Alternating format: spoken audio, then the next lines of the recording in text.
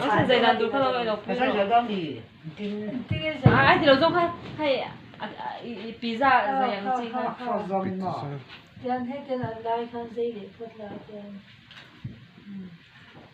tiền mà trời ơi giấy ba anh với lão thì ăn thì ăn gì để mà Ôi.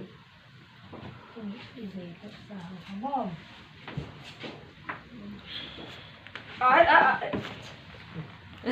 bố à chắc dây về nghe Gì đấy, ít xem tiêu đó nha.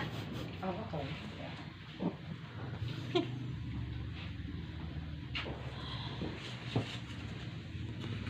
thì cho nó không phải thật đó à thôi để ta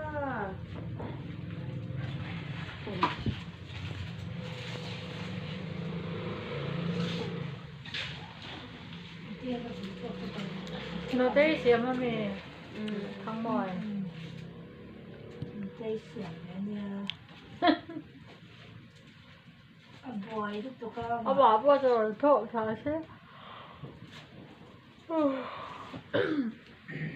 cái khoa trang chẳng ra ngồi bên đó rắc rắc đó mà